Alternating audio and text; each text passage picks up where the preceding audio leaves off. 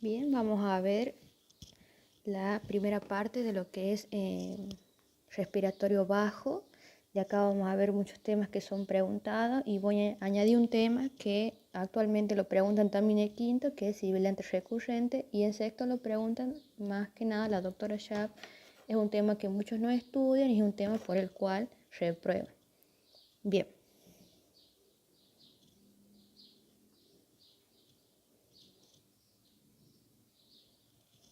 Bien, como introducción, de manera introductoria, sabemos que las infecciones respiratorias agudas bajas aún representan una importante causa de morbimortalidad. Como les había dicho yo en la clase de respiratorio alto, entran dentro de todo lo que son los motivos de consulta más frecuentes, tanto en pediatría, que estaban seguidos por lo que eran las gastroenteritis, en segundo lugar con las infecciones del tracto urinario. ¿Qué les van a preguntar? Los factores de riesgo, y esto les van a preguntar, ustedes tienen que aprendérselo porque eso se lo van a preguntar y son los mismos para lo que es neumonía, lo que es bronquiolitis, todo eso. O sea, las infecciones de la vía aérea baja van a tener siempre los mismos factores de riesgo que son preguntas de examen. Entonces tenemos factores de riesgo de padecer infección respiratoria del huésped, la falta de lactancia materna. Si se acuerdan que yo les dije, la lactancia materna que prevenía las enfermedades por todos sus componentes inmunológicos que le pasa a la madre a su hijo, la vacunación incompleta, en el caso de que el niño no tenga, por ejemplo, la antineumocóxica, la prematurez y bajo peso al nacer, este niño entra dentro de lo que es un grupo de riesgo para padecer enfermedades no solo respiratorias, sino de cualquier otro tipo. Del medio teníamos las condiciones de hacinamiento, la época invernal, la asistencia a guardería, madre adolescente, contaminación, todos estos factores les van a preguntar y los van a aplicar para todas las infecciones respiratorias. Y esta otra tabla también, que también es pregunta de examen, ¿cuáles van a ser los factores de riesgo para las infecciones agudas bajas pero graves? Y entonces acá van a tener el más importante, que es la edad menor a 3 meses. Y esto también entra siempre dentro de lo que son criterios de internación. Siempre es un criterio de internación la edad menor a 3 meses. Inmunodeficiencias, cardiopatías congénitas, enfermedades pulmonares, prematurez bajo peso, desnutrición, puede ser también en las cardiopatías congénitas. Por ejemplo, lo que cuando veamos lo vamos a ver mejor, pero característicamente el niño con cardiopatía congénita presenta infecciones respiratorias a repetición, por lo tanto va a entrar dentro de este grupo de alto riesgo. Bueno, otras como la desnutrición y alteraciones del desarrollo. Bien. La primera entidad clínica que vamos a ver es la bronquiolitis y cómo se la va a definir. Y acá es muy importante que aprendan lo que es a qué se le denomina bronquiolitis. Es al primer episodio de dificultad respiratoria que cursa con sibilancia, ¿no? Que es el silbido a nivel de la vía, sonido auscultable a nivel de la vía canalicular. Esto es producto de la inflamación aguda y difusa de las vías aéreas inferiores a nivel de los bronquiolos, de naturaleza infecciosa, y es una patología de etiología viral, de carácter estacional, que sucede en los meses de otoño e invierno, son los meses fríos. Está expresada clínicamente por una obstrucción de la vía aérea pequeña. Es más frecuente en lactantes entre los 2 meses hasta los 2 años. Y en menores de 6 meses hay un aumento de la incidencia. Esto es lo que te dice la Sociedad Argentina de Pediatría, la SAP, y por ejemplo, el doctor Danon para los chicos de la PFO les dice que el pico de incidencia está entre los 6 a 8 meses. Menos del 3% de los lactantes que no tengan factores de riesgo, todos esos factores de riesgo que nombramos, van a requerir internación. Ni en ello la mortalidad es baja, o sea, es menos del 1%.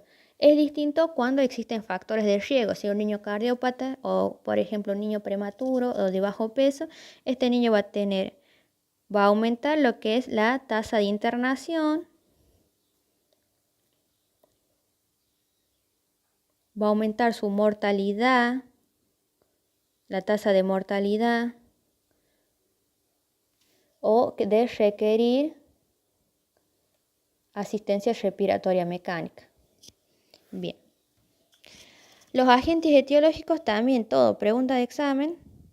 ¿Qué les van a decir? ¿Qué tienen que decir? El más frecuente es el virus respiratorio sincicial. Es el virus más frecuente, principal agente etiológico de la bronquiolitis.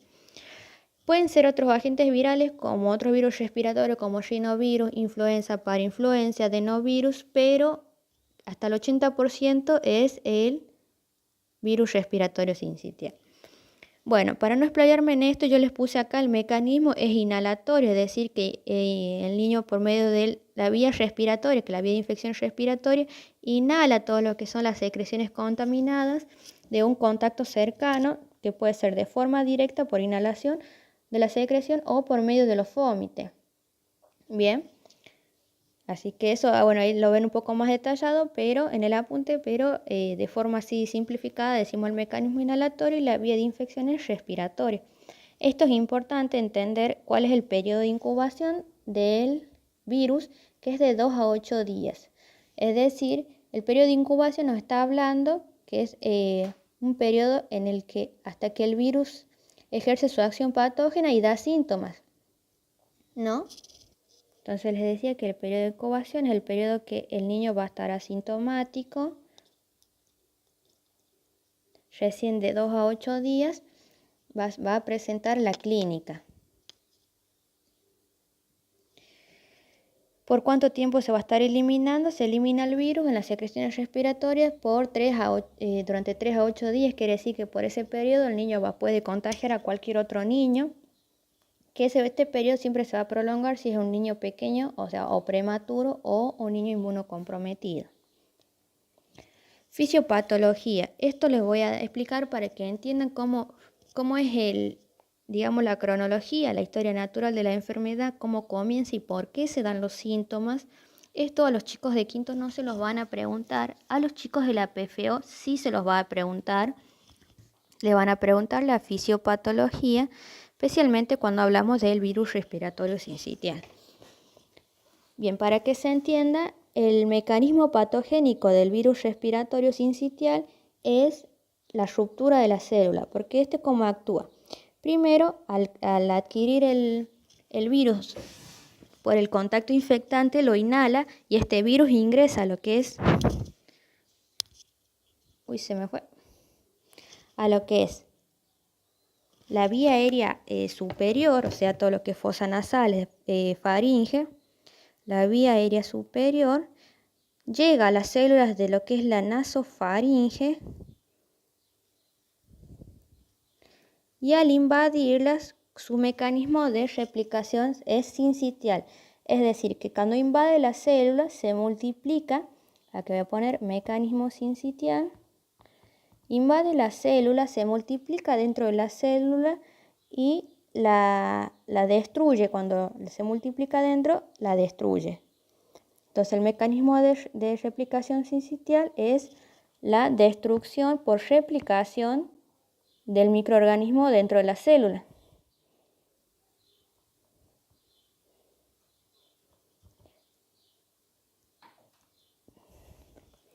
Entonces esta destrucción celular me va a llevar a lo que es la apoptosis. Y cuando yo estoy cuando las células me entran en apoptosis, como mecanismo, digamos, respuesta, se activa todo lo que es el mecanismo inmunológico que me va a generar el aumento de todo lo que son los mediadores proinflamatorios, todo lo que son interleuquinas. Me va a aumentar también lo que son los macrófagos, todas las células de defensa del cuerpo para destruir esa célula que ya está muerta. Bien.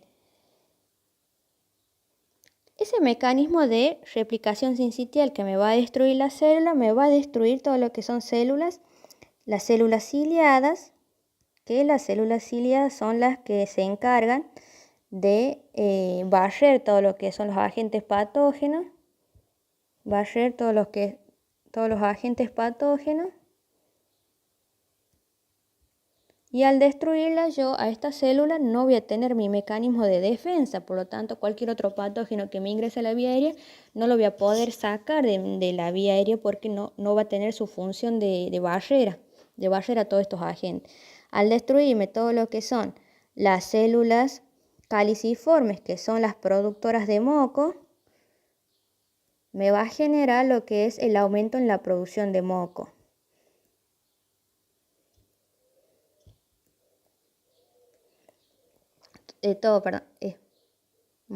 Todo lo que me aumenta toda la producción mucosa. Y al destruirme todas las células también me va a dejar lo que es desprovisto las terminales nerviosas. Bien, todo esto estamos hablando en la vía aérea alta. Acá en el dibujo que yo les puse en el apunte ya estamos hablando recién de la vía aérea baja, pero inicialmente afecta el mecanismo patogénico, siempre inicia lo que es en la vía aérea alta, más específicamente todo en la nasofaringe.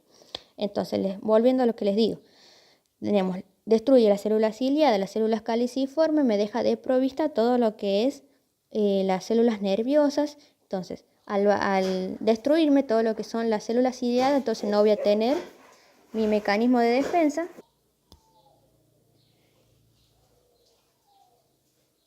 Entonces, volviendo, le decía, tuve que pausar la grabación, perdón, así que vuelvo a decir lo que estaba diciendo. Al destruirme todo lo que son las células ciliadas, me va a alterar mi función de barrido de todos los microorganismos que ingresan a la vía aérea, entonces me va a alterar mi mecanismo de defensa.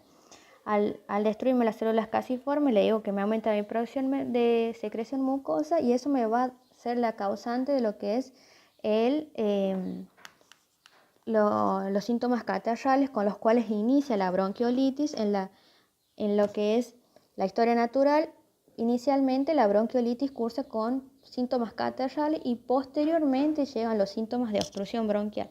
Pero por eso cuando queremos llegar al diagnóstico de bronquiolitis, vamos a ver todo lo que son los antecedentes de enfermedad de la vía aérea superior previo a el cuadro de obstrucción bronquial. Entonces, al destruirme la célula me va a generar todo lo que es la apoptosis con la aparición de mediador inflamatorio, con la aparición de macrófagos y todas las células de defensa me van a generar todo lo que es inflamación, edema y la alteración de las terminales nerviosas y irritación. Entonces eso es lo responsable de lo que es a nivel de la vía aérea superior. Ahora, ¿qué pasa? ¿Cómo llega a la vía aérea inferior? Todos esos restos celulares que el virus destruyó para replicarse dentro de ellos, va a caer hacia lo que es, como no lo puedo barrer, como no tengo mis células de barrido, que son las células ciliadas, va a caer hacia la vía aérea inferior y me va a llegar hacia acá. Acá ya estamos en el cuadrito. El agente causal invade lo que es la vía aérea inferior, todos esos restos celulares que se llaman, yo le voy a poner acá, restos celulares, es lo mismo que decir detritus celular. Todo eso me va a caer a la vía aérea inferior y me va a producir lo mismo que me produjo en la vía aérea inferior. Me va a destruir las células caliciformes, me va a destruir las células ciliadas, generándome lo mismo. Necrosis y edema del epitelio bronquial, ¿por qué? Porque me está invadiendo, me está rompiendo las células. Esas células posteriormente van a hacer necrosis y apoptosis celular. Edema, ¿por qué? Porque me está generando todo lo que son los procesos inflamatorios. Al destruirme las células ciliadas, no voy a poder barrer todo ese agente patógeno que está en la vía, no voy a tener mi mecanismo de defensa. Me va a aumentar la producción de moco por destrucción de lo que es las células caliciformes y todo esto me va a obstruir la vía aérea, o sea, sumando lo que es aumento de la producción de moco, el edema generado por por todo lo que se desencadena la respuesta inmune que me produce inflamación y edema del músculo bronquial, de todo lo que es el bronquio. Sumado a la producción de moco, todo esto me va a generar la obstrucción de la vía aérea, sumado también a la hiperreactividad bronquial. La hiperreactividad a nivel de los bronquios va a ser a causa, hiperreactividad va a ser a causa de la irritación nerviosa que me produce. Esa hiperreactividad sería el broncoespasmo, es decir, la contracción de los bronquios. Entonces sumamos lo que es el aumento de la producción, el edema y la inflamación del bronquio, sumado a la hiperreactividad. Todo eso me va a obstruir la vía aérea, la vía canalicular, me va a obstruir todo lo que son los bronquiolos, y es lo que me va a generar la clínica de bronquiolitis. Entonces lo que nos va a llegar a la consulta a nosotros es la bronquiolitis, ya cuando la infección es de la vía aérea baja, pero previamente hubo una infección de la vía aérea superior. Entonces, toda esa obstrucción que hay a nivel bronquial me va a generar me va a aumentar la resistencia de la vía aérea, como dice acá. Aumento la resistencia de la vía aérea, por lo tanto el niño en forma compensatoria va a aumentar lo que es, va a realizar una inspiración profunda para vencer esa resistencia. Va a haber una disminución de la compliance, no va a haber la distensibilidad, porque el aire que ingresa va a quedar atrapado detrás del alvéolo, porque toda esa secreción mucosa y ese bronquiolo contraído me va a ofrecer resistencia a que el aire salga. Entonces ese niño le va a costar sacar el aire, entonces en su expiración va a ser prolongada. A su vez, el acúmulo de aire pues esa dificultad que yo tengo para sacar el aire, me va a generar lo que es una hiperinsuflación, como dice acá. Una hiperinsuflación me va a aumentar lo que es el diámetro anteroposterior del tórax, me va a generar lo que es una taquipnea. ¿Por qué? Porque va a tener una respiración superficial, no va a tener la misma distensibilidad que puedes tener durante una respiración normal. Acá va a aumentar lo que es su frecuencia respiratoria y tiene respiraciones cortas y rápidas. Y eso se traduce en lo que es una respiración superficial. Me va a alterar la ventilación, perfusión, que esto me va a desencadenar que si yo debo tratarlo para evitar que me aparezcan estas complicaciones, que sería la hipoxemia, la acidosis, la hipercapnia. Que esto luego, cuando empeora, me inducen a una falla respiratoria. Entonces, pregunta de examen, sepan esto bien, la fisiopatología. Y ahí les puse de forma sintetizada, por si no se llegase a entender lo que era el grafiquito que les puse, de forma sintetizada todo lo que quise decir es esto.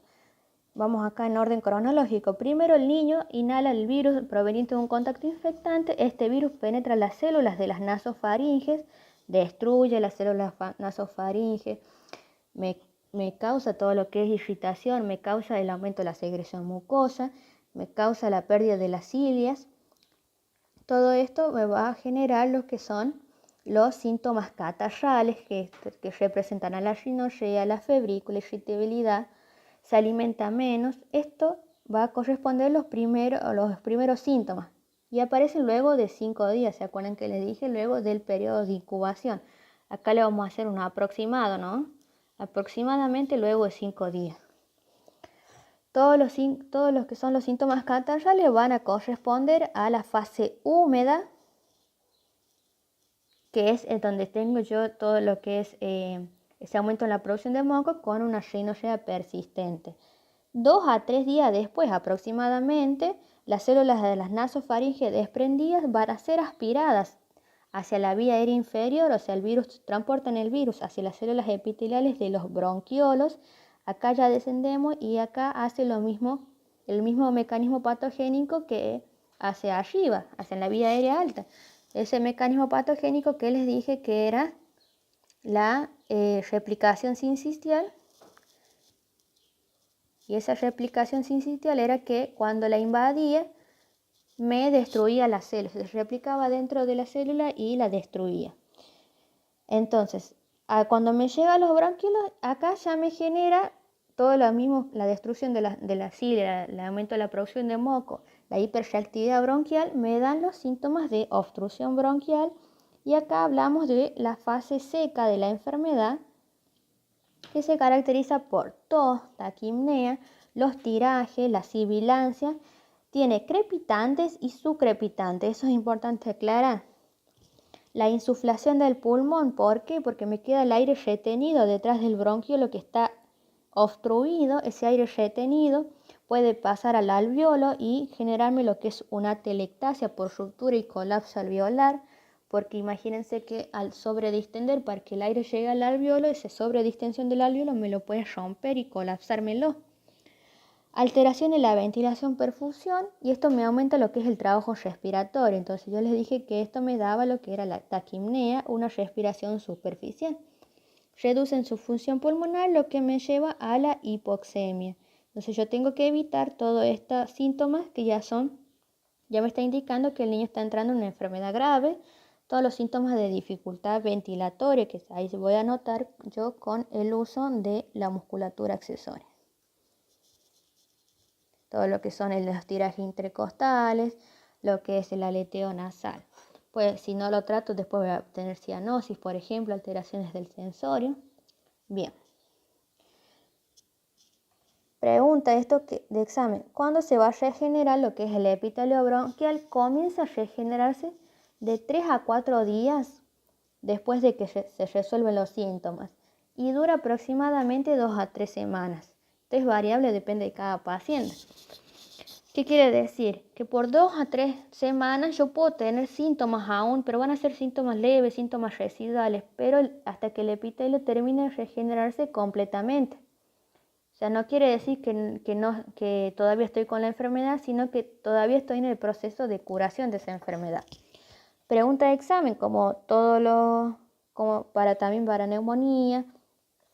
Esto que es los factores de riesgo, que ahí les puse yo de forma detallada, pero yo quiero hacer acá hincapié en cuáles son los grupos de riesgo, que son el recién nacido pretérmino, la displasia bronquiopulmonar y la cardiopatías congénitas. Esto, si lo quieren ver un poco más detallado, lo que es la displasia es una enfermedad propia del prematuro. Está en el capítulo del recién nacido prematuro, en la parte de neonatología.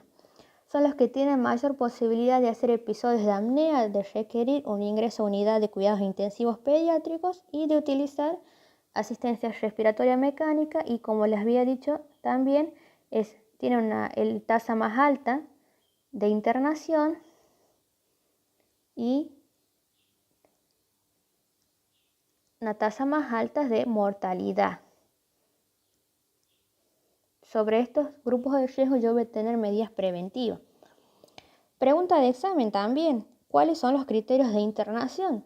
Si este niño no me responde al tratamiento, es decir, que yo le estoy dando, lo estoy haciendo la terapia rescate con el salbutamol hasta 3 dosis, porque le puedo dar 3 ciclos en 3 evaluaciones, que ya lo vamos a ver. También preguntas de examen. Si hay un rechazo siempre, el rechazo a la alimentación, al pecho, a biberón, o si hay vómitos, que estos vómitos también me pueden desencadenar una deshidratación, letargo de excitación, todo lo que son alteraciones del sensorio, episodios de apnea, cianosis, la saturación menor a 92 respirando aire ambiente, presencia de hipoxemia, y acá con el score de tal mayor o igual a 9, presencia de factores de riesgo para IRA grave, que es infección respiratoria aguda baja, edad menor a 3 meses, esto lo van a repetir a todos, la edad menor de 3 meses y el riesgo social. Siempre son criterios de internación, sea la enfermedad que sea.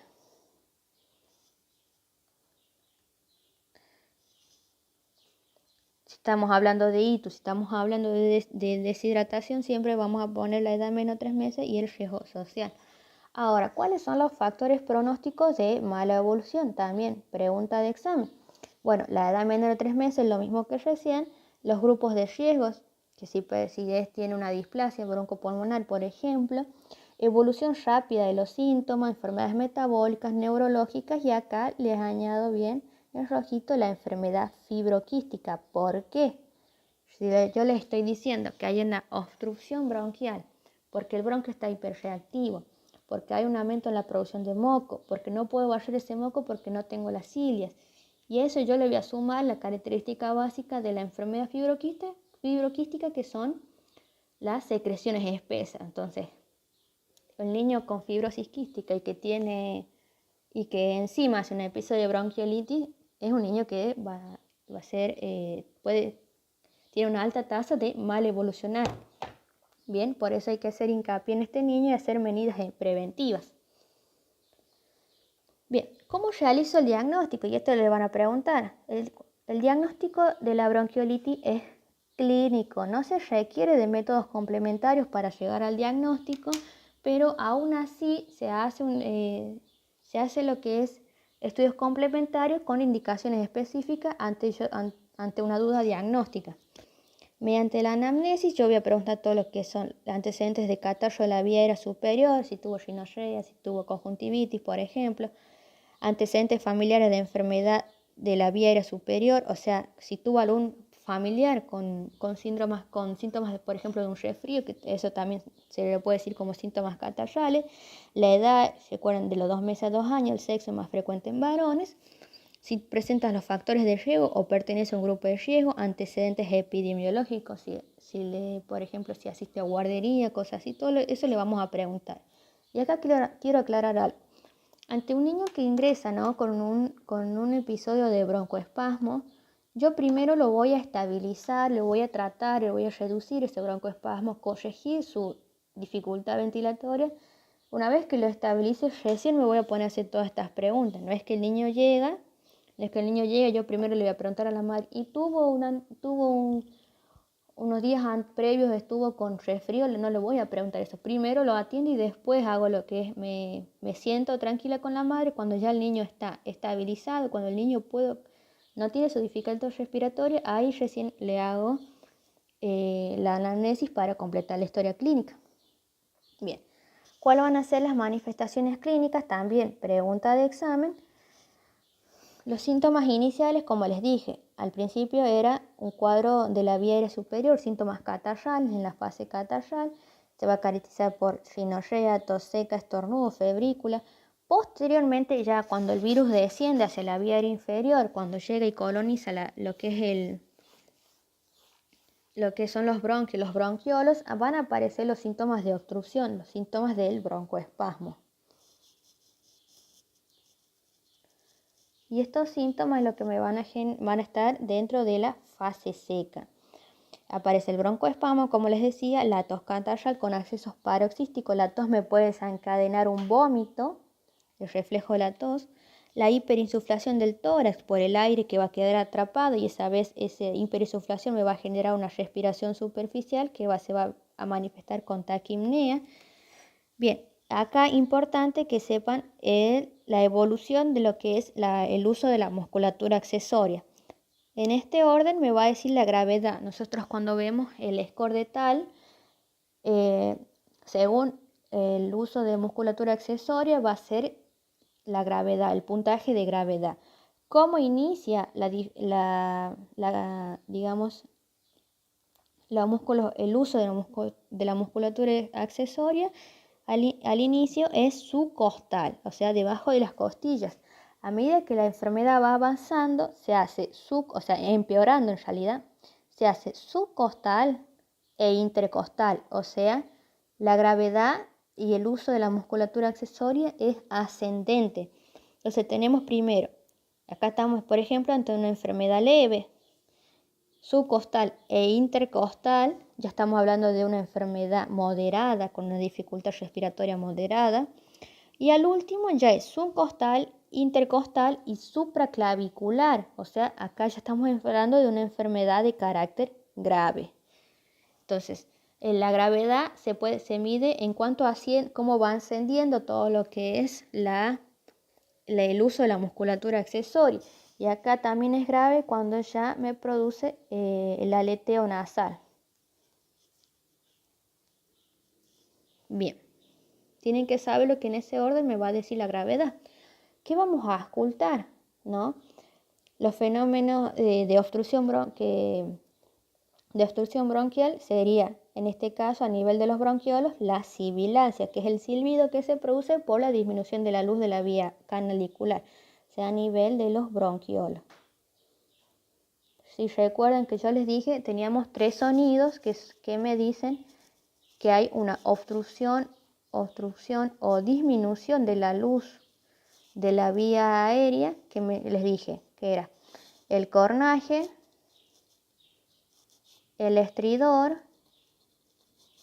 y la sibilancia.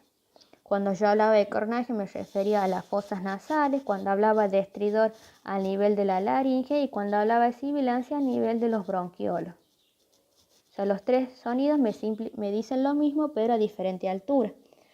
Y ahora, acá, importante, lo mismo que para la musculatura accesoria, el uso de musculatura accesoria, vamos a tener las sibilancias, que me van a determinar la gravedad según el ciclo respiratorio en el que aparezcan.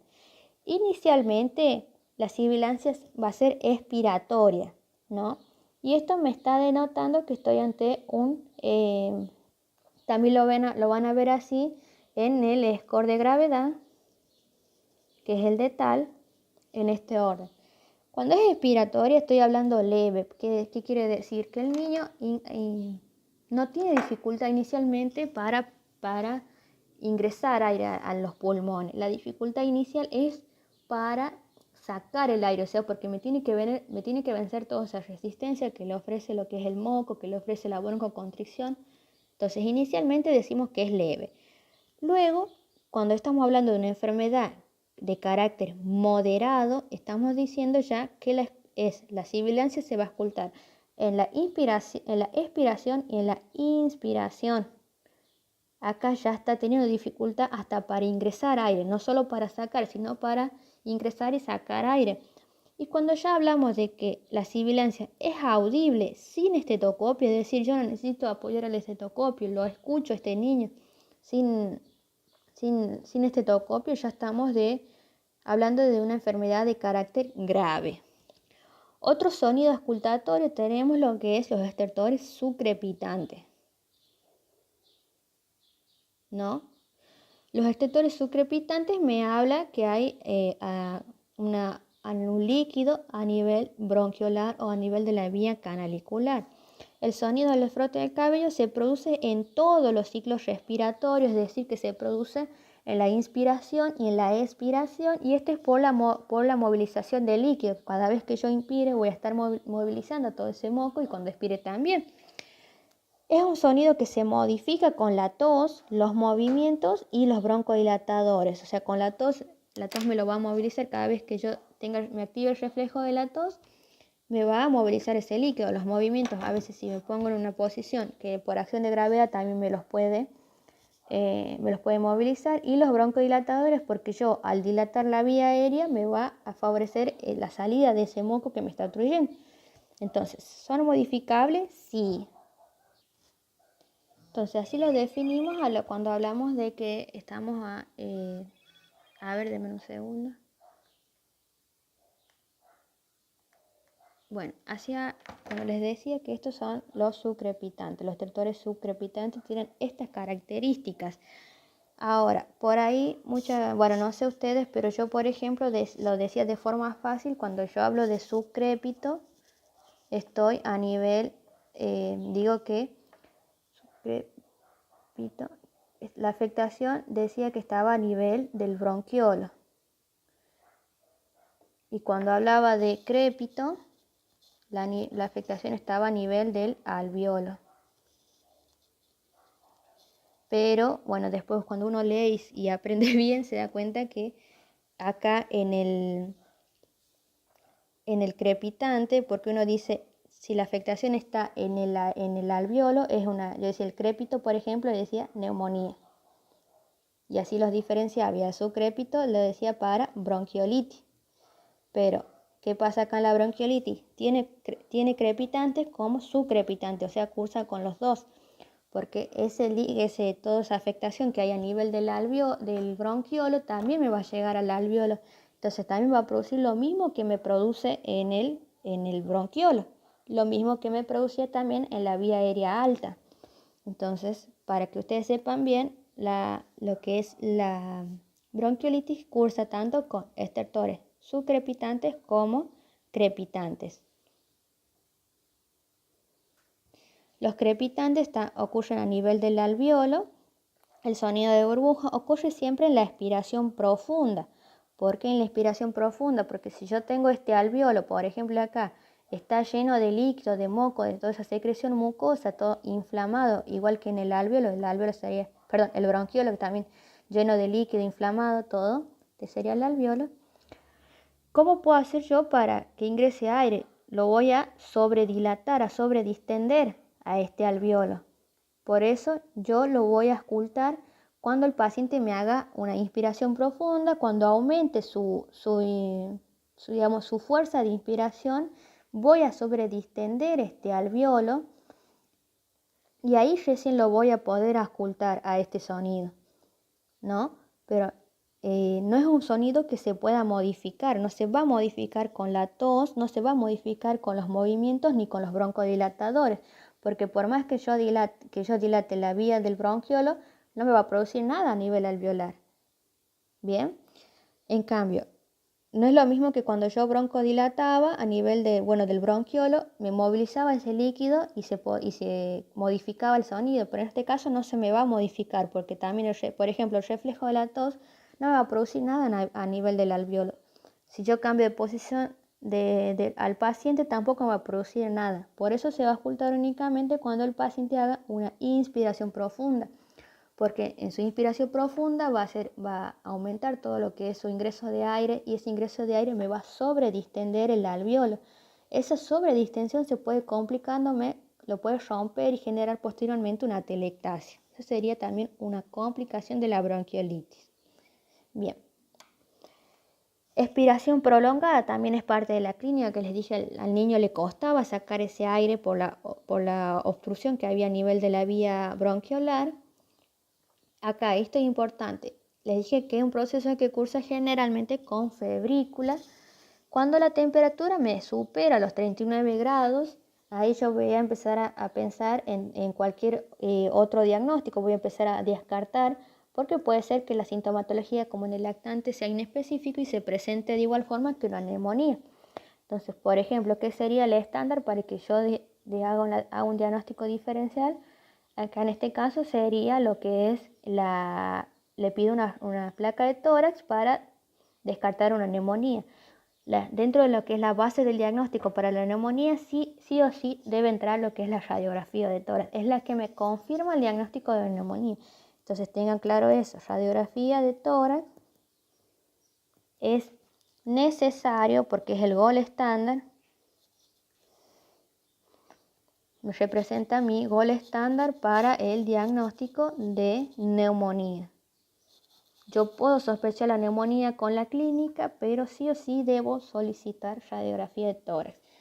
Otro diagnóstico diferencial que yo debo hacer es con sepsis. ¿Por qué? Porque los niños, cuando tienen ante un proceso infeccioso, al tener una clínica inespecífica, este niño puede tener, por ejemplo, una gastroenteritis, una diarrea, y puede parecer una ITU, puede parecer una meningitis, puede parecer una neumonía. Entonces no se diferencia bien. Ahí vamos a ver que hay un criterio en el que los niños con síntomas de sepsis inespecíficos se los debe pancultivar. Ahí lo vamos a ver bien eso. Después de 3 a 4 días la clínica empieza a mejorar, el niño se alimenta mejor, los estertores son más gruesos y se reemplazan los roncos los roncos reemplazan a la sibilancia, que son sonidos más graves, y esto ya estamos entrando a lo que es un proceso de mejoría del cuadro. ¿Cómo evalúo la gravedad? Con el puntaje clínico de gravedad, que es la escala de TAL, que de acuerdo a los puntajes tenemos un TAL de leve, menor o igual a 4, moderado de 5 a 8 y grave de 9 a 12. Evalúa diferentes signos clínicos teniendo en cuenta cómo va a ser la gravedad. A este sí lo preguntan siempre también, la escala de gravedad de TAL. ¿Y acá qué vamos a tener? Yo como me lo aprendí, yo siempre me aprendí los números, los valores altos. Entonces dije, hasta 120 era lo normal, que corresponde a un puntaje 0, esto es la frecuencia cardíaca. hasta 141 puntos, hasta 162 y hasta 100 y más de 160, 3 puntos. Lo mismo que para la frecuencia respiratoria.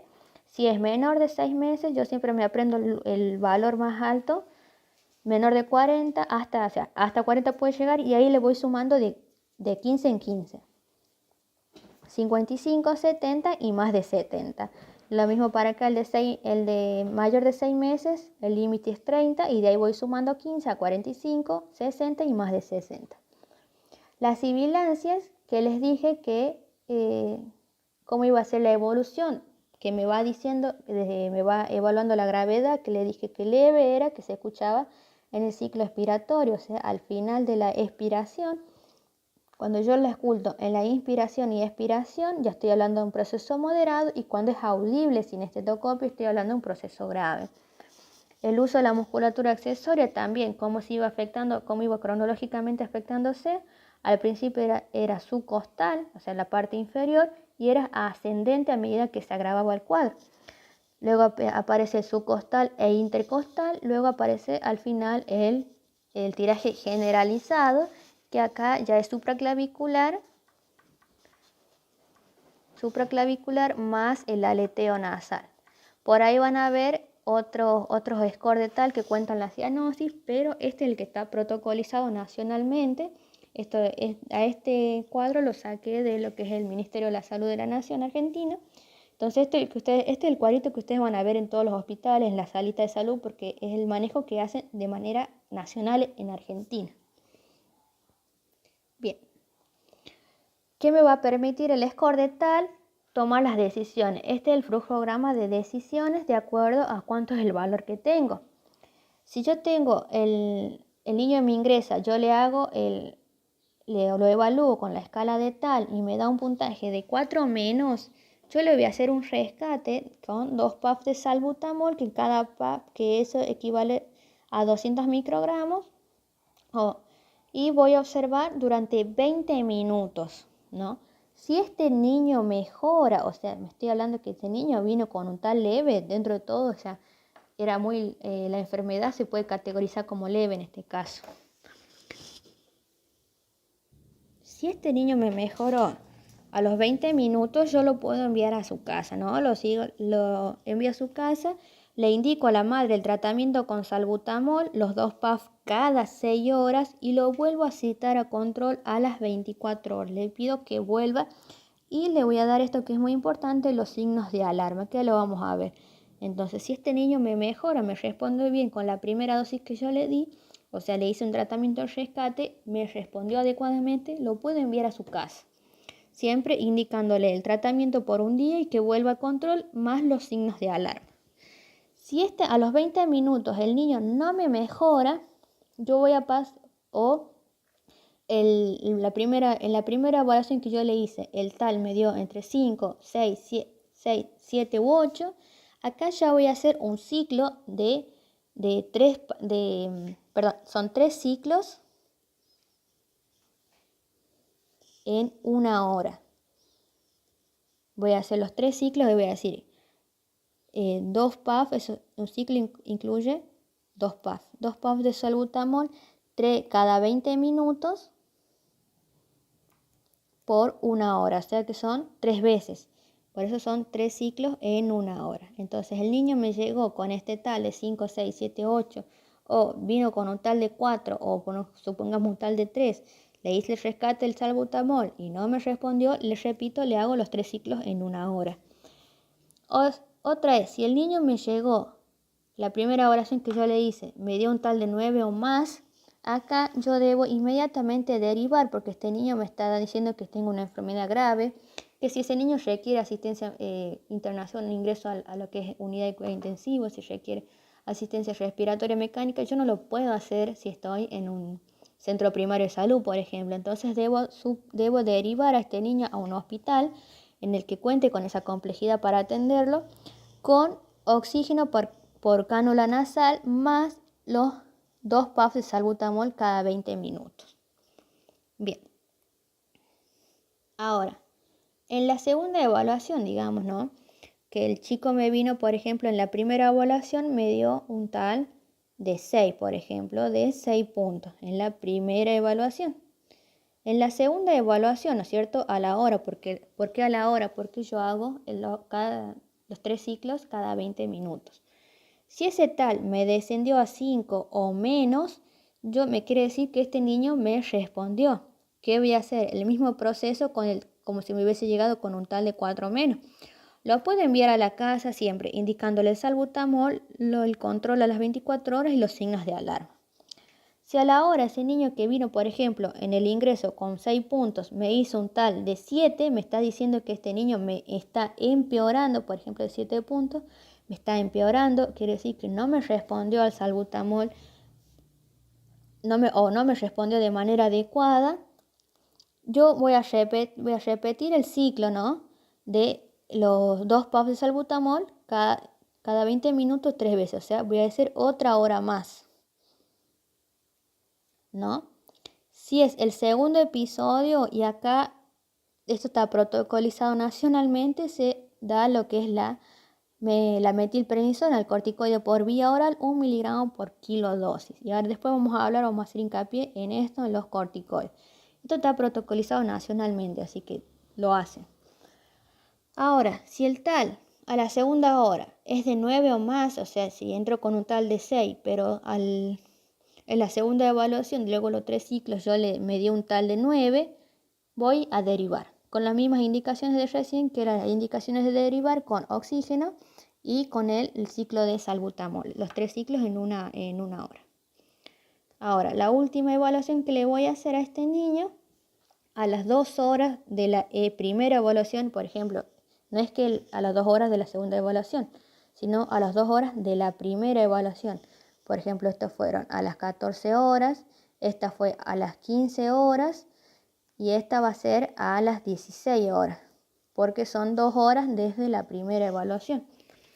¿Cuánto es el máximo? Pregunta de examen. ¿Cuánto es el máximo de evaluaciones que puedo hacer? 3. En la tercera evaluación yo le evalúo y me da un tal de 5 o menos, decir que me está respondiendo, lo puedo enviar a casa. Si me ya da un tal de 6 o más, acá ya es a partir de 6 se convierte en criterio de derivación a un hospital. A la tercera evaluación ya voy a descender mi criterio de derivación, porque ya claramente me está diciendo que este niño no me está respondiendo. El oxígeno. Bien, acá les van a hacer esta pregunta de examen. ¿Cuál es el tratamiento? ¿Cuál es el tratamiento efectivo? ¿Cuál es el único tratamiento el mejor tratamiento para la bronquiolitis, para la obstrucción bronquial? La respuesta es el oxígeno. Por ahí, por apurado, responden los broncodilatadores. Pero en base a muchos estudios que se han realizado, ¿no?, han demostrado que el oxígeno es el único tratamiento que ha probado ser efectivo. El más beneficioso es el oxígeno. ¿Cómo va a actuar el oxígeno? Toda esa obstrucción que hay a nivel de los bronquiolos, de los alvéolos, va a empujar esas secreciones, va a hacer que se reabsorban y así va a facilitar el ingreso del aire, ¿no? Está indicado a los niños con dificultad. Entonces, tengan en cuenta eso. Le van a preguntar, ¿cuál es el tratamiento, el mejor tratamiento? Digan oxígeno, no digan broncodilatadores. No estoy diciendo que sean malos, pero es el más efectivo es el oxígeno. Está indicado en niños con dificultad respiratoria grave, si tienen cianosis o tienen una saturación menor a 92 y que deben recibir sí oxígeno suplementario. ¿Cuál es la vía? Lo vamos a administrar por cánula nasal, que son las bigoteras, con ¿cuántos litros por minuto? 1 a 2 litros por minuto es suficiente, suele ser suficiente, de forma directa sin humidificar ni calentar. Siempre que queremos administrar oxígeno debemos indicar cómo lo vamos a indicar. Vamos a indicar la vía, y en este caso sería la cánula nasal. Los flujos que son en litros por minuto, podemos dar 2 litros por minuto, por ejemplo. Si debe calentarlo o humidificarlo, en este caso no. Y la periodicidad de la oximetría, que me dice cada cuánto y por cuánto tiempo.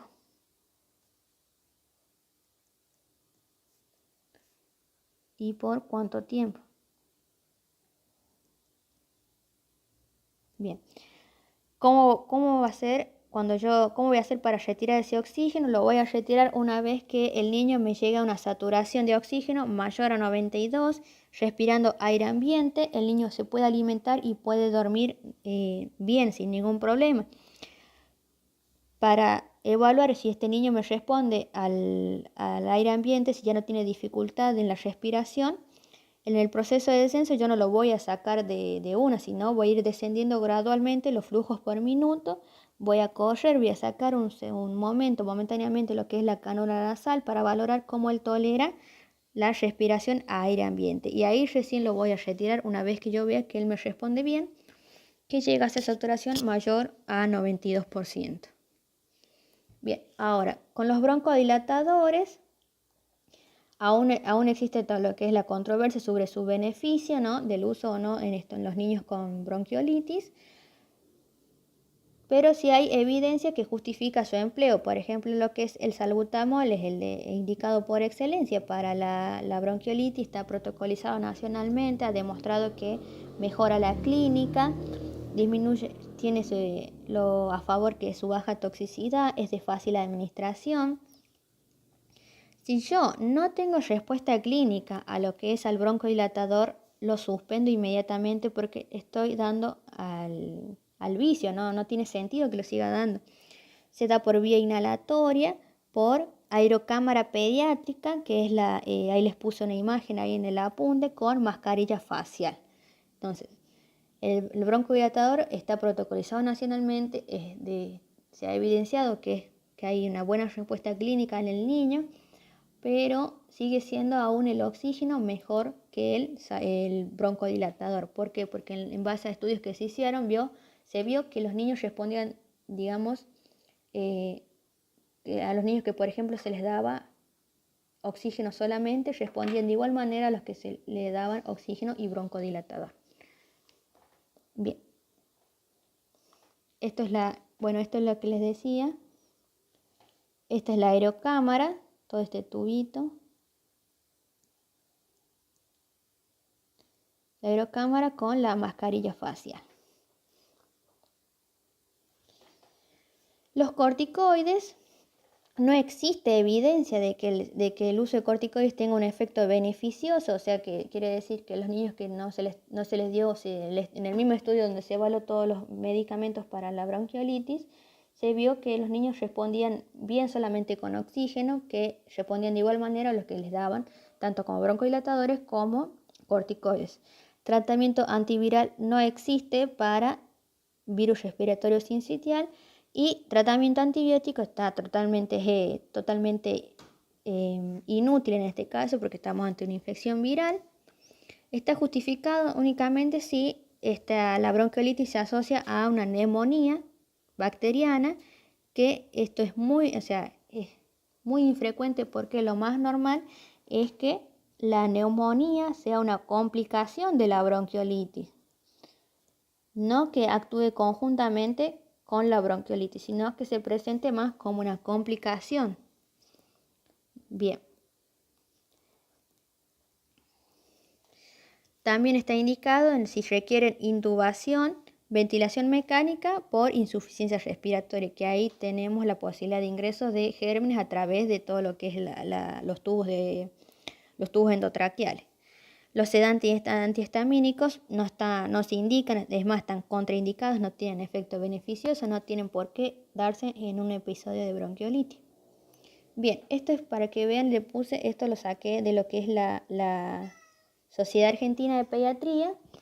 Esto es para que vean que acá en ningún momento, ustedes tienen que saber el otro protocolo que yo les puse ahí porque es el que está a nivel nacional. Pero como ven acá, en base a los estudios que se hicieron, se vio. Miren, acá en ninguna parte dice que se debe dar lo que es corticoides.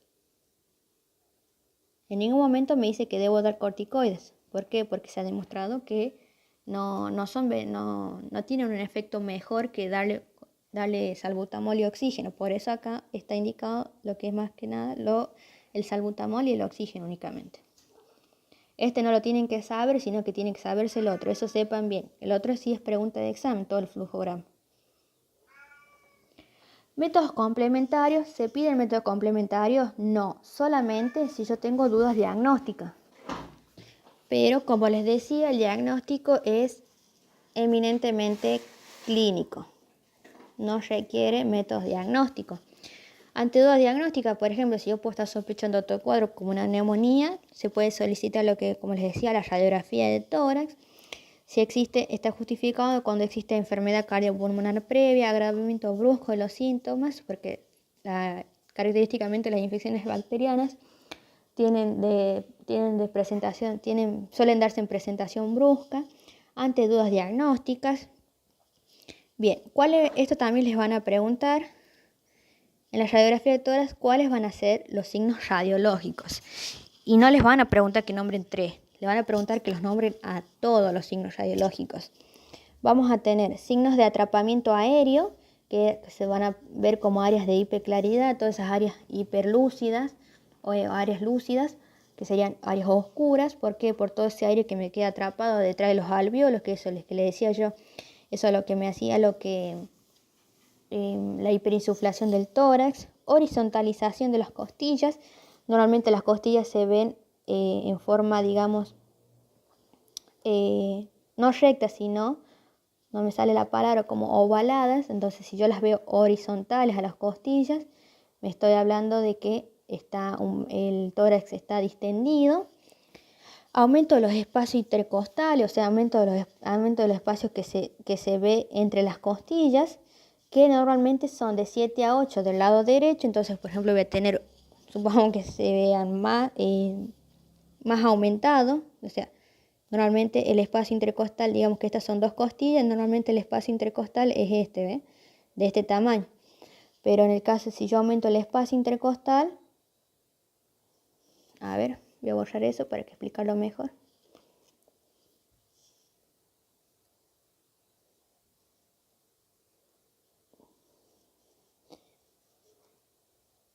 Este es el espacio intercostal, digamos, la distancia normal, pero si yo aumento, es decir, porque mi tórax está sobredistendido, se va a ver más espacio, ¿no? O sea, más espacio entre costilla y costilla y mayor número de espacios.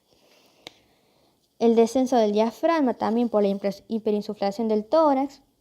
Aumento del diámetro anteroposterior del tórax, engrosamiento peribronquial, infiltrado periliar, áreas de consolidación, que eso me pueden corresponder a telectasia, eso ya que me está diciendo que se han roto los alvéolos, que sea complicado esa bronquiolitis, que en este caso la telectasia me pueden confundirse con una neumonía. Bien, entonces esto es pregunta de examen, los signos radiológicos. Y siempre nombrar a todos, no nombrar solamente 2 o 3, sino tratar de nombrarlos a todos. Bien, otros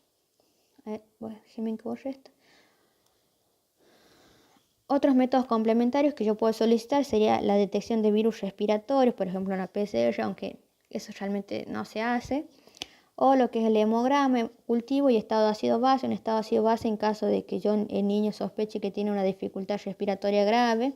El ácido base en los niños no se hace de punción arterial, se hace de punción venosa porque es muy doloroso, se hace sangre venosa. Bien. Tratamiento de sostén. Y este tratamiento de sostén, porque el que nosotros ya vimos en el flujograma, ese es el tratamiento causal, digamos, no sería el tratamiento causal, sería el tratamiento de rescate ante esa broncoconstricción, tratamiento sintomático. Y este sería un tratamiento de sostén, que sería un tratamiento complementario al uso de los broncodilatadores y la oxigenoterapia. Que comprende lo que es el tratamiento de sostén, la desobstrucción de las fosas nasales, colocar al niño en posición de semisentado lo más cómodo posible, y esto para facilitar la salida de todas estas secreciones acumuladas. Vamos a usar antitérmicos, que puede ser paracetamol, ibuprofeno, dipirona, si se acuerdan las dosis, en toda era 10 miligramos por kilo día. Perdón, 10 miligramos por kilo dosis. Recuerden que usamos las mismas para todas. En caso de fiebre, ¿por qué? Para controlar la temperatura, porque en un caso si yo presento hipertermia me va a aumentar el consumo de oxígeno y este niño justamente tiene dificultad. Sería contraproducente. Continuar con la alimentación, se mantiene la lactancia materna y en caso de que la frecuencia respiratoria sea mayor a 60 respiraciones por minuto, Hay evidencia de musculatura accesoria o hipoxia, se va a colocar la sonda nasogástrica y se suspende la alimentación oral. Hidratación, para cubrir todo lo que son las necesidades basales, las pérdidas concurrentes si las hubiera. Acá, esto también les van a llegar a preguntar, me preguntaron a mí en el final de carrera, ¿por qué hay que hidratar a un niño con bronquiolitis? Y la respuesta es que el niño con bronquiolitis, al tener sus respiraciones aumentadas, lo que es al estar taquipneico, supongamos que tiene 70 respiraciones por minuto, él pierde agua por lo que es la perspiración, o sea, pierde por su respiración. En cada respiración va a estar perdiendo agua. Son pérdidas insensibles que no se pueden medir, entonces eso me va a llevar a un estado de deshidratación. ¿Y cómo voy a prevenir yo eso? Con un plan A, por ejemplo. Plan A, que era la prevención de la deshidratación. Bien, otro componente del tratamiento de sostén es la nebulización con suero hipertónico, que esto me aumenta la depuración mucociliar, es decir, que va a tener efecto mucolítico, va a degradar el moco, lo va a fluidificar para que lo pueda eliminar. Se usa lo que es el cloruro de sodio al 3% asociado a los broncodilatadores y la kinesioterapia, que lo que la kinesio es, digamos que se dan pequeños golpecitos en la espalda, pero suave, o masajes respiratorios. No está indicada de forma rutinaria. Sí, si nos encontramos en la fase húmeda o productiva, que era la fase catarral, que yo voy a favorecer que saque todo ese moco, pero no durante la fase seca, cuando ya estoy hablando, cuando ya hay síntomas de obstrucción bronquial. ¿Por qué? Porque yo al dar los golpecitos o los masajes que yo dé, puedo romper los alvéolos. Eso me pueden llevar a producirme un hemotórax, se me va a agravar el espasmo y me va a aumentar el riesgo de atelectasia. Entonces la kinesioterapia va a ser indicada, se puede usar en la fase catarral, no en la fase seca. ¿Cómo va a ser el seguimiento de este paciente? Debe ser controlado el paciente ambulatorio, ¿no? Durante las primeras 48 horas. Al paciente que requiere internación también lo voy a seguir controlando cada 24 a 48 horas hasta el alta definitiva, donde se mejoran los síntomas completos, que eso es variable, depende de cada paciente. Se debe instruir a los padres todos con respecto a los cuidados del niño y los signos de alarma y asegurarse de que los hayan comprendido.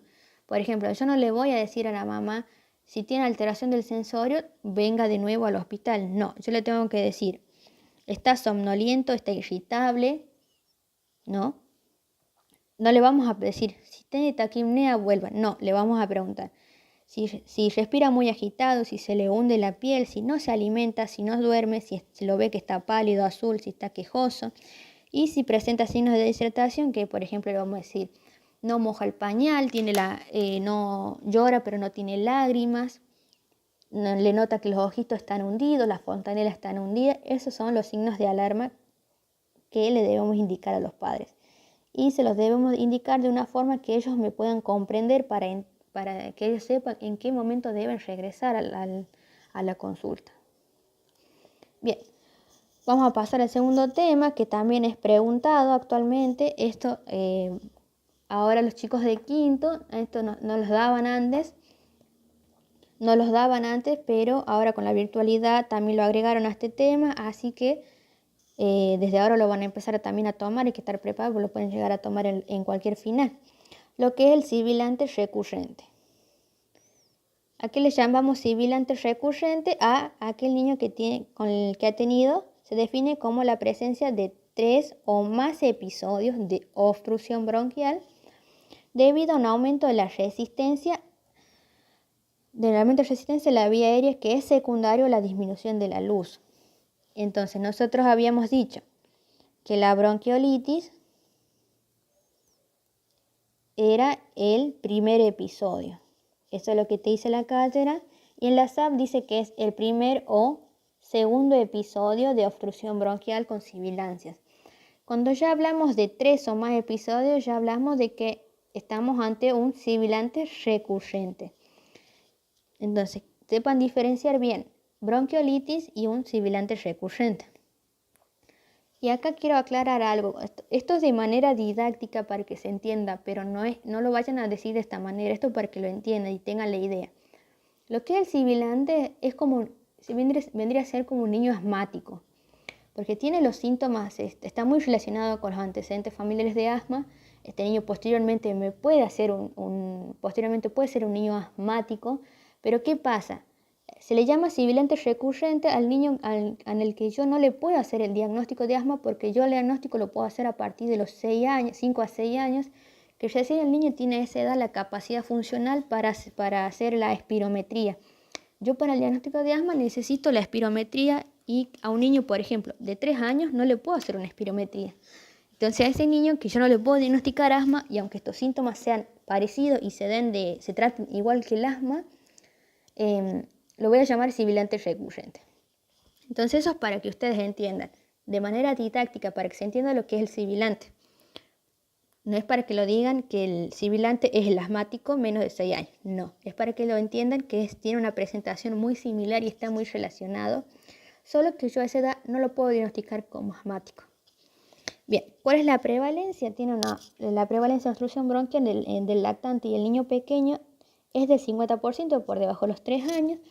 Se considera que 1 cada 3 niños presenta al menos un episodio de sibilancia antes de su 3er año, y acá importante, la tasa de recurrencia de sibilancias posterior a una bronquiolitis es cercana al 60%. Me está diciendo que si yo tuve un episodio de bronquiolitis, posteriormente puedo hacer lo que es la sibilancia recurrente, y acá les pongo esta escalerita para que vean cómo va evolucionando esto. Entonces tengo un episodio de bronquiolitis, me va a predisponer a la sibilancia recurrente, y el sibilante recurrente me predispone a lo que es el asma. Bien. ¿Cuáles son los factores de riesgo? Y como veníamos diciendo, para no irlos repitiendo, son los mismos para las infecciones respiratorias. Yo les puse acá, les quería acá hacer hincapié que está francamente asociado con lo que es el antecedente familiar de asma.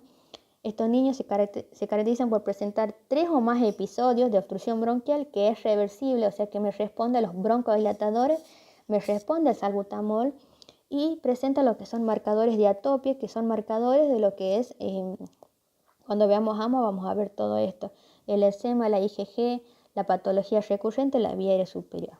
Ahora, ¿cómo yo lo voy a identificar?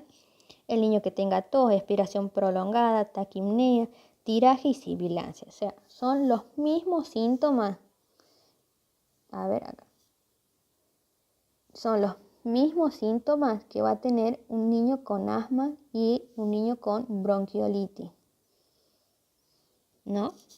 Pero estamos hablando de una edad en la que yo no puedo diagnosticar asma y no lo puedo denominar bronquiolitis, porque bronquiolitis dijimos que era el primer episodio. Bien. Y aparte acá, cuando hablamos de sibilante recurrente, nosotros sabemos que la bronquiolitis es de causa viral, pero cuando hablamos de sibilante recurrente puede ser de otras causas con las cuales hay que hacer diagnóstico diferencial, no solo que es de etiología viral. ¿Cómo hago el diagnóstico? Las sibilancias recurrentes son un cuadro fundamentalmente clínico, ¿no? Como la bronquiolitis, como les decía. Su diagnóstico requiere de lo que es una buena historia clínica, ahí me faltó la palabra clínica, y un esmerado examen físico. Esto es importante, se debe pesquisar todos los signos y síntomas que sean específicos, que me hacen un diagnóstico diferencial de las causas de sibilancia. Y acaban todas estas causas, lo que es el asma, bronquiolitis, sibilancias postbronquiolitis, fibrosis quística. Por ejemplo, el niño con fibrosis quística me puede hacer episodios de sibilancia recurrente, pero este niño, para diferenciar que estoy ante una fibrosis quística, ¿no? Por ejemplo, voy a pedir el test del sudor. Clínicamente este niño va a tener desnutrición, ¿no? Porque va a tener afectación pancreática. Entonces yo voy viendo cada signos y síntomas que me hagan sospechar la etiología para hacer un diagnóstico diferencial. Cardiopatías congénitas también, por ejemplo, acá las cardiopatías congénitas van a cursar con lo que es detección del crecimiento, detección de la curva de crecimiento, y eso les hablaba también de un estado de desnutrición. ¿Qué más tienen los niños con cardiopatías congénitas? Suelen tener lo que es sudoración al comer, por ejemplo. Entonces son cosas que yo voy a ir evaluando para hacer diagnósticos diferenciales. Eso lo ven un poco más detallado en el apunte. Bien. Exámenes complementarios, más que nada para hacer diagnóstico diferencial, la radiografía de tórax. Si la edad del niño me lo permite, yo le puedo hacer una exploración funcional, que esa sería la espirometría, pero sabemos que no le podemos hacer la espirometría en menor de 6 años porque el niño no interpreta, no sabe, no tiene la capacidad para realizarla. Y yo sí o sí necesito la espirometría para el diagnóstico de asma. Dependiendo de los resultados, y cuando la orientación diagnóstica lo sugiere, se puede solicitar todo lo que es el hemograma, BCG, dosaje de IgG, esto cuando ya estoy sospechando asma, test del sudor para fibrosis quística, electrocardiograma, por ejemplo, para descartar lo que son cardiopatías congénitas, vaciloscopía, todo esto para aclarar mis dudas diagnósticas, más que nada. Bien, esto les puse también acá, es el IPA, que es el índice predictivo de asma. Este me indica, es un índice clínico que es útil para identificar a los lactantes sibilantes, o sea, el sibilante recurrente que tiene el riesgo de asma. ¿De qué va a depender el riesgo? Lo va a determinar por el niño que ha tenido 4 o más episodios de sibilancias confirmados por un médico, más un criterio mayor que lo separa tanto en criterios mayores como criterios menores o 2 menores. Esto ustedes también lo ven un poco más detallado ahí en el apunte, pero yo no me quiero extender tanto en esto, que esto me va a determinar el porcentaje de riesgo de asma en este niño que es lactante sibilante. Bien, ¿cómo va a ser el tratamiento? Y lo voy a tratar igual que una crisis asmática. Si yo estoy en episodios de exacerbaciones agudas, es decir, que se presentaría como una crisis asmática, este niño me responde al salbutamol, o sea, el broncodilatador inhalado, en este caso es lo indicado. A partir, mediante cámara espaciadora con mascarilla facial, o sea, lo estoy tratando igual que la bronquiolitis. A partir de los 3 a 4 años ya se puede plantear el uso de la cámara espaciadora sin mascarillas. Puede usar, por ejemplo, el broncodilatador solito, el inhalador solito sin la mascarilla, por ejemplo. El tratamiento de mantenimiento, o sea, tratamiento que yo debo irlo evaluando constantemente, va a estar indicado cuando tengo un sibilante con hiperreactividad bronquial postviral, ¿no? Posterior a una infección viral, que está indicado. Tenemos los corticoides inhalados, se ha demostrado que tienen menos días con síntomas respiratorios, menos necesidad de uso de beta-2, o sea, de broncodilatadores, menos exacerbaciones, menos uso de corticoides sistémicos y menos números de visitas a las guardias hospitalarias. Está indicado la fluticasona y la budesonide, por ejemplo. Ahora, otro medicamento que está indicado es lo que es el montelukast, el inhibidor de la leucotriena. Se demostró que aumenta los días y noches libres de síntomas, por eso está indicado. La citromicina dice que posee efectos antiinflamatorios cuando la inflamación es neutrofílica y se la usa porque se le ha atribuido que tiene propiedades antivirales. Para el sibilante con factor de riesgo para asma, deben ser tratados con lo que es la medicación controladora. ¿Cuál es la medicación controladora? Es la que yo debo ir, es como el tratamiento escalonado del asma, que yo le doy un tratamiento y lo debo evaluar la respuesta mes a mes para ver si yo subo un escalón o desciendo un escalón con respecto al tratamiento que me llega a corregir los episodios de broncoespasmo. ¿Qué fármaco puedo usar? Los corticoides inhalados, la mínima dosis útil para cada paciente y el montelukast. Y en un episodio de crisis puedo usar lo que son los broncodilatadores, que es el salbutamol.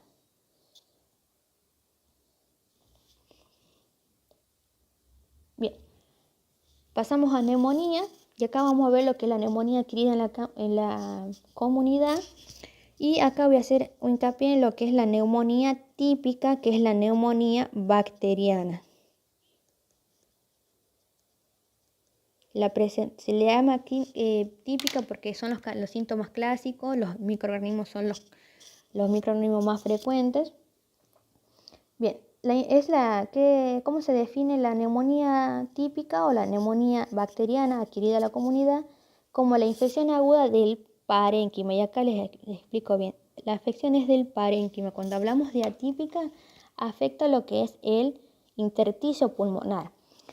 Se presenta con signos clínicos de ocupación alveolar y, por ejemplo, va a tener lo que es aumento de las vibraciones vocales, disminución del murmullo vesicular, presencia de hematidez, ¿no? Esos serían los signos clínicos y los signos radiológicos de opacidad, que serían áreas de condensación de aspecto algodonoso, es decir, que tiene bordes definidos, sin pérdida del volumen de localización única o múltiple. Entonces, esta es la definición, la mejor definición que se le puede dar a la neumonía típica. Acá, los virus son los responsables más frecuentes de las neumonías adquiridas en la comunidad en menores de 2 años. Pero los virus, yo les voy a aclarar acá, los virus suelen tener, son los microorganismos más frecuentes, pero hacen presentaciones atípicas. Eso lo vamos a ver en lo que es neumonía atípica, tanto radiológicamente como clínicamente. Son los mismos agentes que me generan la bronquiolitis, es decir, todos los virus respiratorios, como el respiratorio sincitial, el rinovirus, el adenovirus, influenza, parainfluenza. En las neumonías bacterianas el patógeno va a depender de la edad del paciente, porque nosotros tenemos microorganismos de acuerdo a la edad, el estado de vacunación, enfermedades de base, concurrencia, esto también factores de riesgo, como les decía, concurrencia a jardines maternales, a guardería, historia de exposición previa a otro individuo con neumonía, eso hay que tener en cuenta. Bien, agentes etiológicos, pregunta de examen, según la edad. ¿Por qué? ¿Por qué los tengo que clasificar según la edad? Porque según la edad va a ser el tratamiento que yo le dé. Tratamiento antibiótico, por ejemplo, si yo le doy a menor de un mes, el indicado es ampicilina magenta. O sea, ampi magenta, ¿por qué? Porque yo estoy cubriendo bacilos gram negativos, estreptococos positivos, voy a cubrir la listeria, un bacilo gram negativo, voy a cubrir todos estos gérmenes, ¿no? Entonces, en menores de un mes tienen que saber sí o sí cuáles son los gérmenes. ¿Para qué? Para saber yo qué fármacos voy a dar. Bueno, en menos de un mes tenemos E. coli, aureus, listeria monocitógenes. Los virus, acuérdense siempre de nombrarlo, todos los virus respiratorios. De 1 a 3 meses, y acá me faltó, hay que escribirlo en el apunte, que es de 1 a 3 meses, entra la clamidia trachomatis, acá recién entra el Streptococcus pneumoniae, el aureus, la influenza. Y acá quiero aclararles algo. Lo que es E. coli, la listeria monocitógene y la Galectiae van a ser microorganismos que son frecuentes en todos los menores de un mes.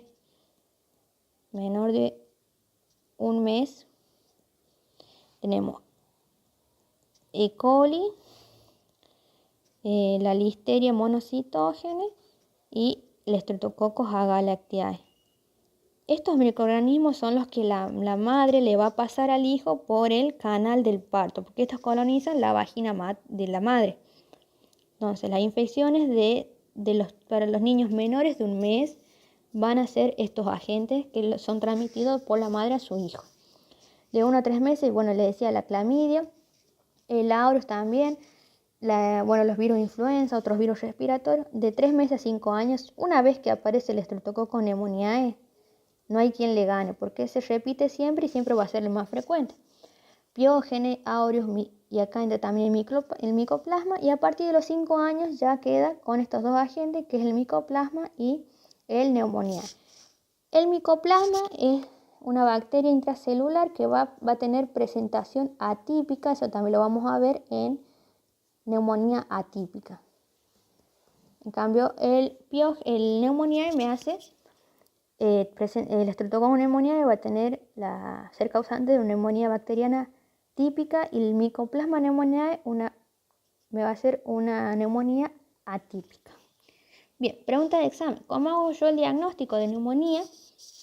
Sí o sí lo que es, anamnesis, todos los antecedentes, cómo evoluciona la enfermedad, factores de riesgo, todo eso, si pertenece a un grupo de riesgo, la semiología respiratoria, todo lo que es la clínica y todo lo que los signos que yo voy a evidenciar, y los métodos complementarios que les dije sí o sí.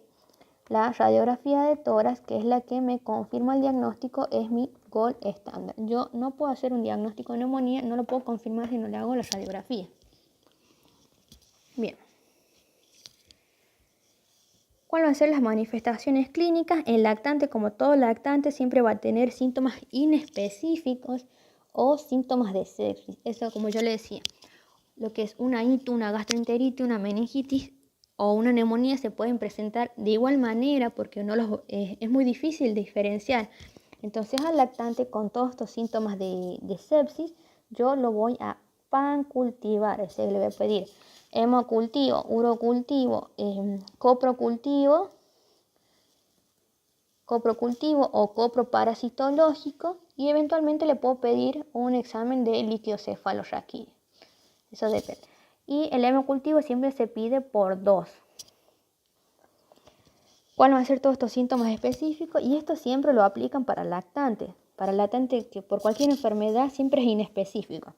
Fiebre, el rechazo al alimento, irritabilidad, convulsiones, compromiso del estado general, tos seca o productiva. Lo que es la neumonía típica, generalmente la tos es productiva con un esputo purulento. Cuando hablamos de tos seca que sea irritativa, es más frecuente para la presentación atípica. Eso para que tengan como factor para hacer un diagnóstico diferencial. Bien. Para los niños mayores, digamos, estamos hablando de edad preescolar, por ejemplo 3, 5, 6 años, ahí recién ya va a tener lo que es la clínica del adulto, que es la clínica que ya todos conocemos. La tos productiva, vuelvo a corregir acá, la tos tiene que ser productiva, sea un esputo purulento, porque cuando hablamos de tos seca, lo más frecuente que estemos hablando de lo que es una neumonía atípica. Compromiso del estado general, dolor torácico en punta de costada, que es el síntoma clásico de la neumonía, uso de musculatura accesoria, todo lo que es signos de dificultad. Al examen físico claramente vamos a tener todo lo que sabemos por parte de clínica, el murmullo vesicular disminuido, las vibraciones aumentadas. Es la única enfermedad que cursa con vibraciones vocales aumentadas. Todas las otras siempre están disminuidas, pero en esta es la única.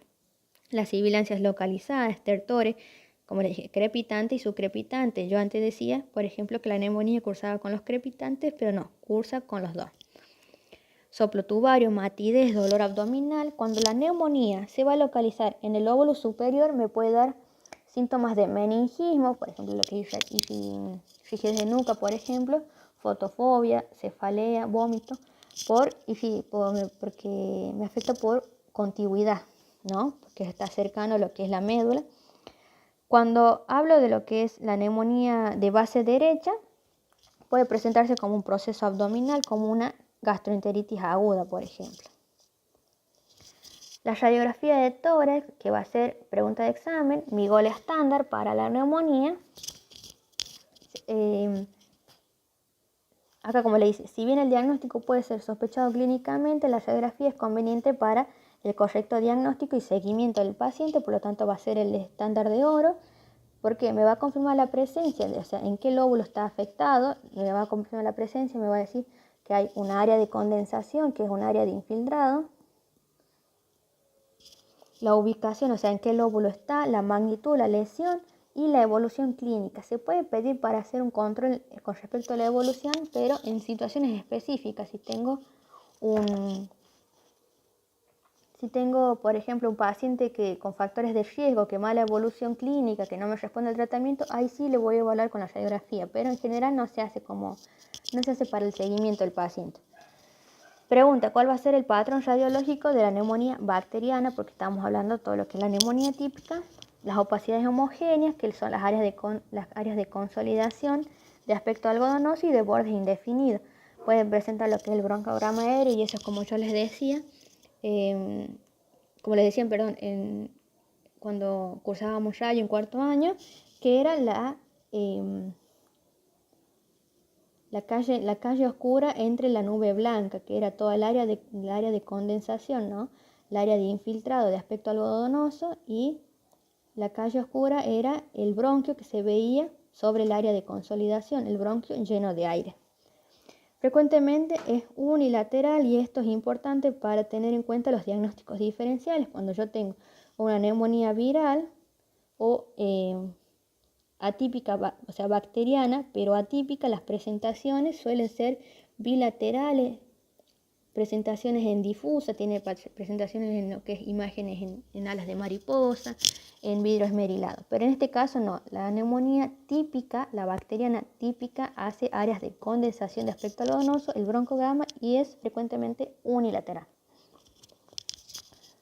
Otros métodos complementarios que yo puedo pedir para apoyar en mi diagnóstico y evaluar estados generales, el hemograma, que voy a tener leucocitosis, desviación a la izquierda, reactante de la fase aguda, BCG, PCR y procalcitonina.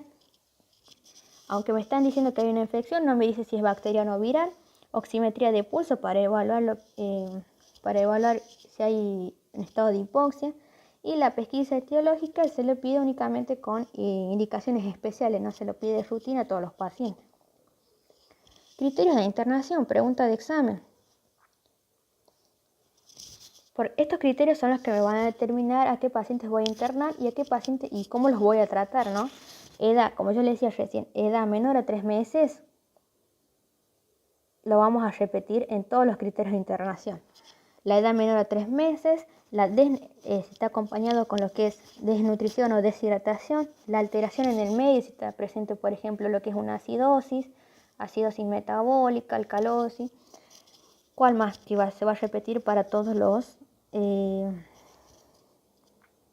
La alteración de conciencia lo vamos a repetir también para si está, por ejemplo, estupuroso. Y acá me faltó el riesgo social, que también lo repetimos para todas las enfermedades. Bien, y justamente cuando hablamos de enfermedad respiratoria, también vamos a agregar los factores de riesgo para la insuficiencia respiratoria aguda baja, que sea de curso grave, ¿no? Que son, eso les dije al principio, que eran factores de riesgo. Insuficiencia respiratoria, neumonía multifocal o neumonía con derrame. Este criterio de internación, el derrame, ya lo vamos a ver en la próxima clase.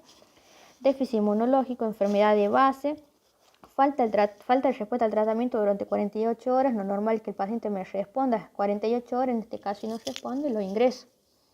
Bien, ¿cuál va a ser mi tratamiento? Si yo, en base a mis criterios, decido que el paciente quede internado, yo, aparte de hacerle el tratamiento de sostén, que va a ser, digamos, complementario a mi tratamiento antibiótico, que es lo mismo que les había dicho en bronquiolitis: oxigenoterapia, hidratación, alimentación, antitérmicos. El tratamiento antibiótico va a ser por vía parenteral, o sea, por vía endovenosa.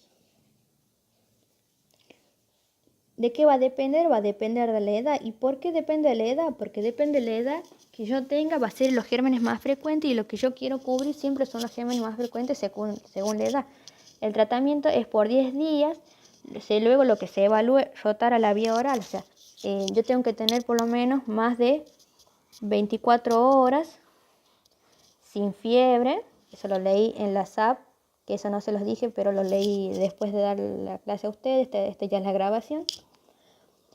Mayor a 24 horas sin un episodio de fiebre y malestar general, yo puedo rotar a la vía oral. Pero siempre debo mantenerlo por 10 días. Bien, ¿cuáles van a ser los fármacos indicados? Depende de la edad, como les dije. Si es menor de un mes, siempre está indicado ampigenta, que es la ampicilina más gentamicina, y acá las dosis varían de 200 a 400 miligramos por kilo día cada 8 horas. Y esto es bueno porque las dosis endovenosas no debo hacer el cálculo para sacar la presentación. Solo calculo la dosis por kilo que le debo dar al día y lo fragmento. En este caso lo voy a fragmentar en 3 porque se da cada 8 horas. Bien. La gentamicina es de 5 a 7 miligramos por kilo día cada 24 horas, o sea, se da una sola vez al día. Y acá les voy a dar este tips. Lo que es ampigenta, como yo les decía, cuando es menor de un mes, todas las infecciones son siempre por los mismos agentes. O sea, para la ITU, por ejemplo, para la meningitis, para la neumonía, siempre vamos a tener los mismos agentes. Por lo tanto, para todo están indicado lo que es el ampimagenta, de forma empírica, ¿no? Siempre va a ser el ampigenta. Para la única que yo voy a cambiar, que acá también les voy a aclarar, es para la meningitis bacteriana, que en este caso la gentamicina, la genta, no llega, ¿no? O sea, no llega al sistema nervioso porque no atraviesa barrera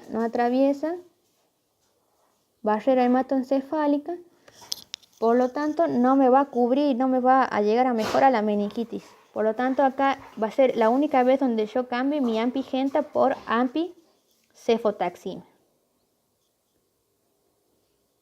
Pero en todas las otras los vamos a usar lo mismo. Para la ITU, como les decía, la ITU sí vamos a iniciar con ampigenta. ¿Por qué? Porque tengo los mismos gérmenes. ¿Y por qué? Y porque tengo menor de un mes. De 1 a 3 meses puedo continuar con lo que es ampigenta. Puedo dar otra opción, es la ceftriaxona de 50 a 100 miligramos por kilo día y la cefotaxima. La cefotaxima es un antibiótico de elección muy usado actualmente en lo que es el área de neonatología. Esto se demostró que tiene una muy buena respuesta ante cualquier de las infecciones, como le decía, una neumonía, una ITU. También se pueden usar esquemas, o sea, asociar lo que es ampi más cefotaxima o ampicilina más ceftriaxona. De 3 meses a 4 años, yo puedo dar la ampicilina si tengo un paciente sin factor de riesgo, porque yo el principal agente que voy a cubrir es, por ejemplo, el Streptococcus pneumoniae.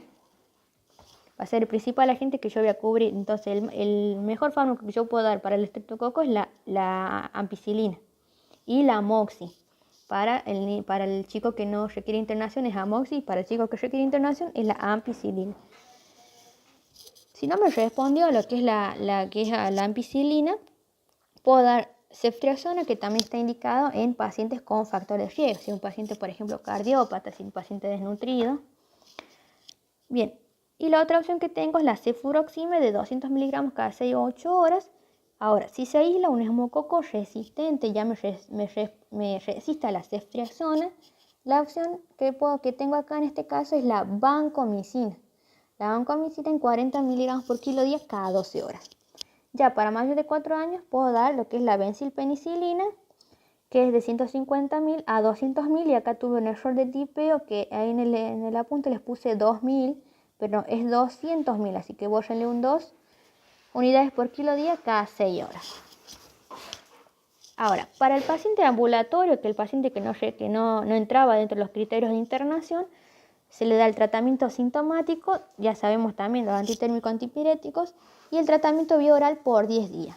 Y acá, de 3 meses a 4 años. ¿Por qué de 3 meses? A partir de los 3 meses, porque si era menor a 3 meses, yo interno. Entonces, a partir de los 3 meses hasta los 4 años de elección, siempre va a ser lo que es la amoxicilina. Uso la dosis alta. Si se acuerdan que yo le dije que teníamos la dosis, en total varían de 50 a 100 en total.